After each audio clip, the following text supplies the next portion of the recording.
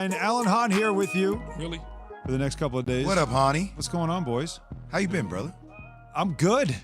Getting up early is a little bit of an adjustment, but that's all right. It's good to see you guys. Thank you for filling in for Max today and joining us here on the show this morning. Thank you and for getting commitment. up because I know you certainly have better things to do, especially this afternoon with Bart. So Yes. I appreciate the fact that you was willing to rise above the sun. As I said this morning on Instagram, there's only a few people in the world I would do this for. Two of them are here with me. So Lies. no, that is absolutely true. Oh, by the way, lies, and more lies. looking out the window at the Brooklyn Bridge, Steph Curry just hit another three, Jay. From the Brooklyn Bridge? I mean, wherever. Yeah, he hit it from everywhere at Barclays yesterday. It was quite a performance. I know he's the greatest shooter of all time, but can we go another level with this?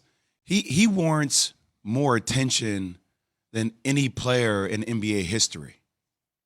And that's considering Michael Jordan, Kevin Durant, Kareem Abdul-Jabbar. As soon as he crosses half court, I was at the game last night getting a chance to see, you have to pay attention to where he is all the time because his range can extend. I mean, he made two shots in the first quarter that were from the logo. They're essentially from the logo. From the Barclays Center logo. The blue Exactly. logo. That's ridiculous. And it's just like that kind of attention that warrants every ball screen. You see why the playbook is so open with him because everybody else with a high basketball IQ, if you're on that team, you do a simple backdoor cut, you're going to be wide open because everybody's focused their eyes on Steph Curry. He won the MVP vote last night. I mean, there's a distant gap between him and Kevin Durant right now. And you heard the chants last night. Yes, he's on the visiting team, but the MVP chants with Kevin Durant on the same court were loud as the Warriors win 117-99 over the Nets. And this is Straight Talk, brought to you by Straight Talk Wireless. As Jay said, there's just something a little special about Steph Curry. His head coach, Steve Kerr, certainly notices it.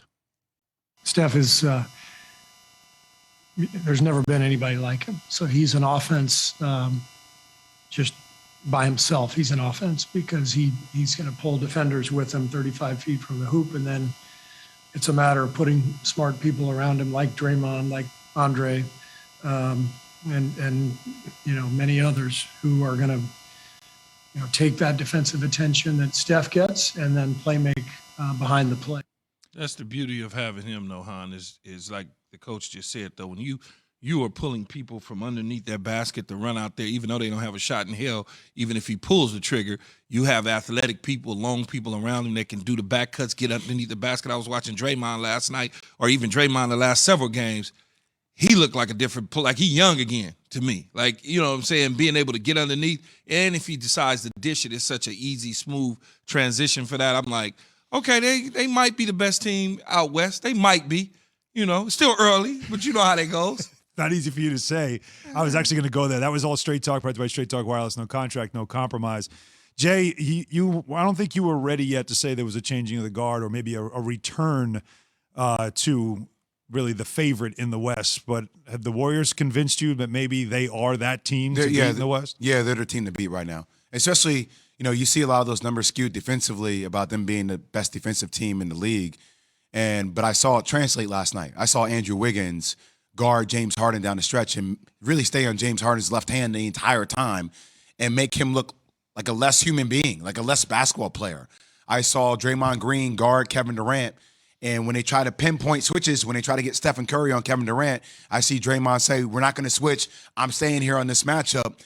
It's the coaching of Steve Kerr that has an advantage over Steve Nash. It's the defensive playing of that. And I'll tell you this, as a guard, and you weren't really a big though, right? You were more of a kind of wing. Tweener. Tweener, okay. Yeah, 3-4. Sometimes as guards, as a point guard, and every guard will probably think about this, you look at some of your bigs sometimes and you're like, man, look, I'm going to need you to be a little bit more attentive, bro. I'm going to need you to listen to the plays. I'm going to need you to know what the plays are. So think about this advantage that Steph has. A lot of stuff that he does involves continuity and ball screens. So you're always forcing that big to communicate to the guard where that screen is coming from. But a lot of times they slip screens, which means they don't even set the screen. Draymond just rolls to the bucket. So it constantly puts the defense on their heels. And when the bigs are the ones having to communicate that plays right into the hands of Stephen Curry. When they get Clay back, that's going to be a problem. Well, and of course, that's the next thing is we're waiting to see when Klay Thompson will be back. And Key, can Klay's addition to this team turn it into a championship team, like a team that you would say, like if when he comes back and if he looks right, which we know it's been 2 years, it's the Achilles on one side, it's the ACL on the other, so it's hard to expect he's just going to drop in and be himself again. It might take time, but just adding him to what you already see, a team that has obviously Curry and Draymond, but has a bunch of young guys who have really come a long way. Are they that it team, not just in the West, but maybe in the league? I think they could potentially be. From everything that I'm hearing from people close to Klay, really close to Klay, is that he's itching to get back. His ability to still shoot is still there. He's able to run the floor. He's able to do certain things in terms of transition or sideline to sideline. The defensive side of it is going to be the question mark because really the only thing that he's going through right now are drills from a defense. He's not really up on people doing defensive things. So because he's a 3-and-D guy. That's part of his bread and butter.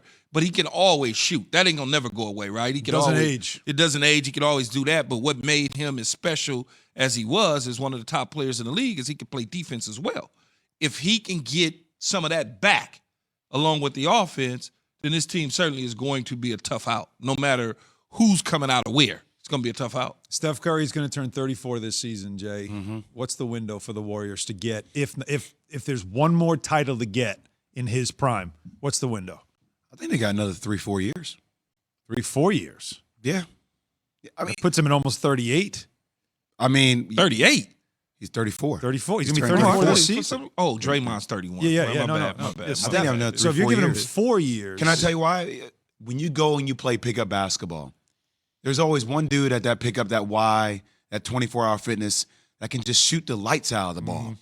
You combine that with having handles and how he can keep that thing on the string. It's not like you're asking him, to punish and attack the rim all the time. Being the greatest shooter of all time allows you to float on the perimeter. And that's a weapon within itself because it draws all the attention in the world. I'm not saying he could play at an MVP caliber level until he's 38. Maybe he can. But he'll always warrant that attention as long as they keep their core together, depending upon how Klay comes back. And obviously, as the young players continue to develop and emerge. But, the way Wiggins has looked now versus what he looked like when he first joined the Warriors, it's two different players. Agreed. See, you asked a question about how long they can do this. I'd say 3 to 4 years, right? And the reason I always point to stuff like that is I follow the money.